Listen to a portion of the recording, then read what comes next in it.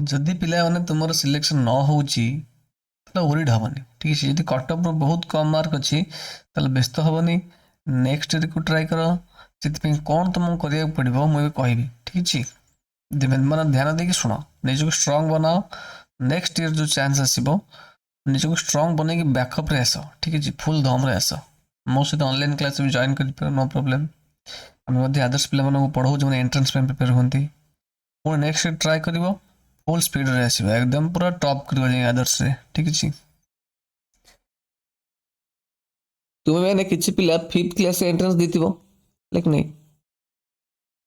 आउ किसी पिला थिबो क्लास 6th रे कंटिन्यू करथुबे पढ़ा। क्लास 6th रे किति पिला कंटिन्यू करथुबे से माने भी एंट्रेंस देइछन्ती। तुम भाबो तो जो पिला क्लास 6th रे पढुची से एंट्रेंस देला से पुणी आसी को स्कूल रे पढिबो से पुणी आसी सही 6th क्लास रे पढिबो।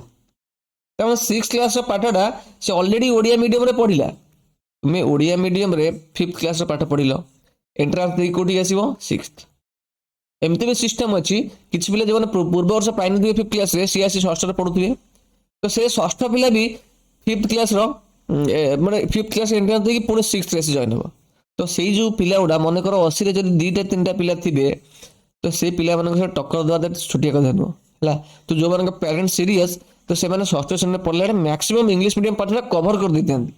तो देखिए किसी स्कूल गोटे पिला थे गोटे पिला से टॉप करी चलते माने क्रॉस कर तो से पिला माने सही कैटेगोरी पिला षष्ठ क्लास रे पाठ मैक्सिमम से सारी देथिबे किसी पाठ बाकी नथिबो जो वर्ष पढ़िले आगुआ बुझले कि नहीं।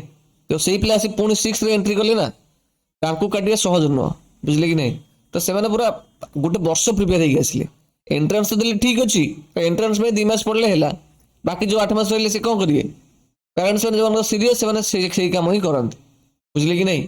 पूरा षष्ठ पाठ बाटिकी पेदेले बाटिकी पेदेवे कौन अच्छी कि पार्टी किसी तो ना बेसिक जिन कले इंग्लिश फंडामेंटाल क्लीयर कले चलिए माड़ी किसी जार एंट्रेंस भी क्लीयर न हो मन दुख कर पूरा फुल दम रे पढ़ बुझले कि नहीं।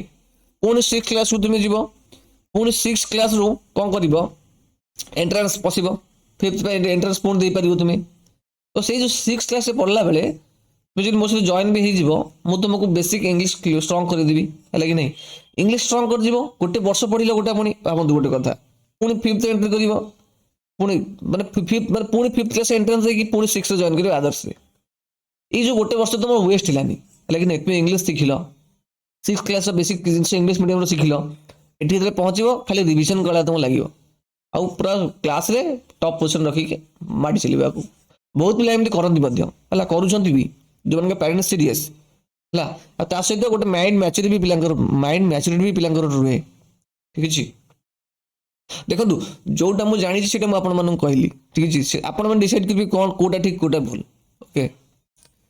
तो 5th क्लास एंट्रेंस पाइले पिले जॉइन कर आम सहित न पाइले भी जार जब गोटे 2 मार्क कमिला गोटे 2 मार्क जब कमिला व्यस्त हेनी पुणी प्रिपेयर निजक स्ट्रंग बनइब है कि नहीं। नेक्स्ट क्लास को ट्राई कर बुझी नेक्स्ट पुणी ट्राई कर फुल दम रे आसो है।